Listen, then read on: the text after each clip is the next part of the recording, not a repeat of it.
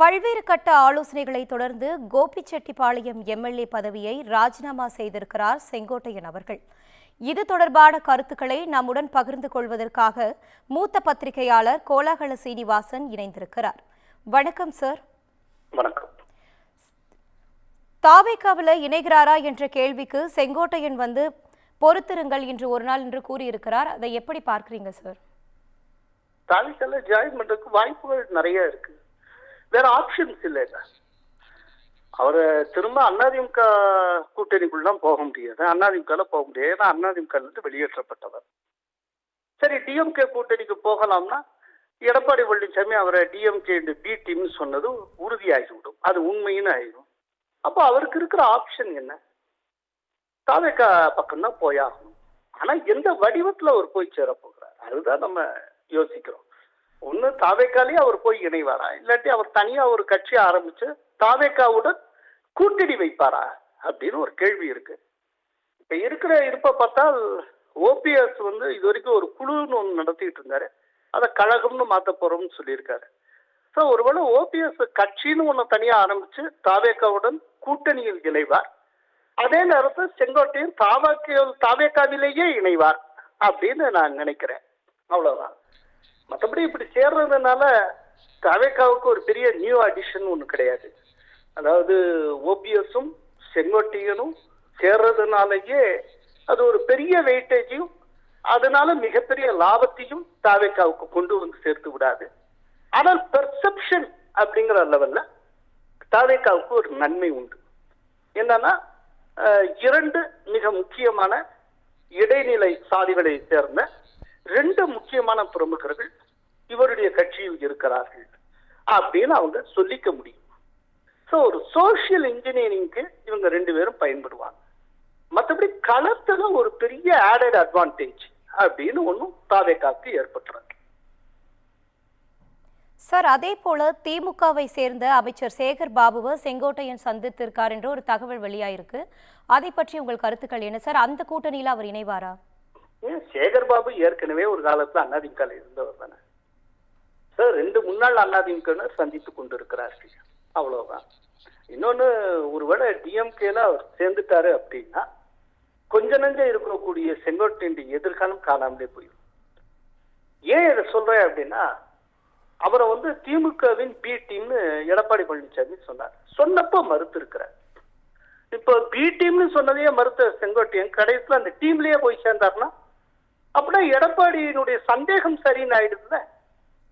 இப்படிப்பட்ட மனநிலையோட இருந்த ஒருத்தர் கடந்த காலத்துல பிரிந்தவர் ஒண்ணு சேரணும் அது இதுன்னு சொன்னா யாருக்காக சொல்லியிருக்கார், யாரு தூண்டுதல், அப்படின்னா அதுக்கு பின்னால் இருந்து இயக்கியது யாரு? இந்த கேள்விக்கெல்லாம் விடை கிடைச்சிருமே. டோட்டலா செங்கோட்டையன் எக்ஸ்போஸ் ஆயிருக்காரு. அதனால இன்னைக்கு இருக்கிறதுல அவருக்கு பெட்டர் பொலிட்டிக்கல் ஆப்ஷன் அப்படிங்கிறது தாவேகாவா தான் இருக்க முடியும்.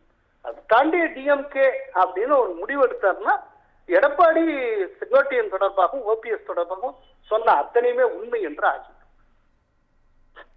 சார், அதே போல ஏடிஎம்கேல இருந்து செங்கோட்டையன் விலகிய நிலையில இந்த தாக்கம் ஏடிஎம்கேல இருந்து அவர் விலகலைங்க, அவர் நீக்கப்பட்டு இருக்கிறார்.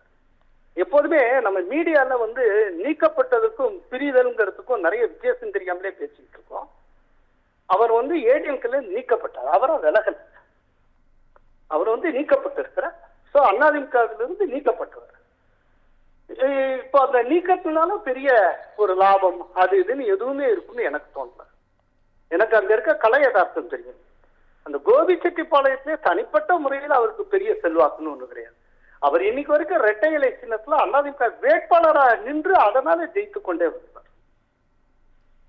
அந்த சின்னம் இல்லாத நிலையில அதிமுகவுக்கு எதிராக அதிமுக அல்லாத ஒரு வேட்பாளராக நிற்கிற போது அவருடைய வெற்றி வாய்ப்பு அப்படிங்கிறது ரொம்ப சந்தேகத்துக்குரியது. எம்ஜிஆர் காலத்துல ரொம்ப ஒரு பெரிய ஒரு தலைவராக இருந்தவர் எஸ்.டி. சோமசுந்தரம், எஸ்.டி. சும்பம். ஆனா அவர் திடீர்னு எம்ஜிஆரோட கருத்து வேறுபாடு கொண்டு வெளியில வந்தார், பட்டுக்கோட்டையில நின்னார். அவர் நிக்கிறப்ப எம்ஜிஆரே கொஞ்சம் பயந்தார், என்ன ஆகும் கடைசியில் அவர் படுதோல்வி அடைந்தார். ஏடிஎம்கே பொறுத்தளவுல எப்போதுமே அதுல தலைமை பொறுப்புல காலங்காலமா இருந்து வருவது இரட்டை இலை மட்டும்தான். மற்ற நபர்கள் வருவாங்க போவாங்க, உண்மையான அந்த தலைவர் அப்படிங்கிறது இரட்டை இலை தான். நீங்க ரெட்டை இலையை விட்டுட்டு நீங்க வெளியில யாரு போய் வெளியில நின்னாலும் தப்பிக்கிறது கஷ்டம். அதனால செங்கோட்டையின் ஏடிஎம்கில விலகி இருக்கிறதுனால கொங்கு மண்டலத்திலேயோ இல்லாட்டி கோபிச்செட்டிப்பாளையத்திலேயோ ஒரு குறிப்பிடத்தக்க மாபெரும் மாற்றம்னு எதுவும் நடந்து விடுன்னு நம்ம தயாரா இல்லை. எனக்கு அங்க இருக்கிற கலை யதார்த்தம் தெரியும். சார், அதே போல டிவிகேல செங்கோட்டையன் இணைவதாக ஒரு தகவல் வெளிவந்திருந்துச்சு. அதுல தாவேக்காவுல போய் செங்கோட்டையன் இணைந்தால் அதிமுகவுல அந்த கூட்டணியில இணைஞ்சா அந்த கூட்டணி எப்படி இருக்கும் சார்? உங்கள் கருத்துக்களை பகிரலாம் சார். என்ன என்ன என்ன கேக்குறீங்க? சரி, டிவிகேல செங்கோட்டையன் இணைவதாக தகவல் வெளியாச்சு. ஆமா, அதுல செங்கோட்டையன் போய் டிவிகேல இணைஞ்சதுன்னா அதே மாதிரி அதிமுக கூட்டணியும் டிவிகேவோட இருந்துச்சுன்னா அந்த கூட்டணி எப்படி இருக்கும்? அதிமுக கூட்டணி தாவேக்கால எப்படி இருக்கும்? அதிமுக கூட்டணி அப்படி ஒண்ணு நடந்தால் என்டிஏவுக்குள்ளதான் தாவேக்கா வருமே ஒழிய தாவேக்கா கூட்டணிக்குள்ள எப்படி ஏடிஎம்கே போகும்? ஏடிஎம்கேங்கிறது மிகப்பெரிய கட்சிங்க. ஒரு முயற்சியை எடுக்காம ஒண்ணுமே எஃபர்ட்டே எடுக்காம 2024 லோக்சபா எலெக்ஷன்ல 23% வாங்கின கட்சி, 7 முறை இந்த தமிழகத்தை ஆட்சி செய்திருக்கிற கட்சி.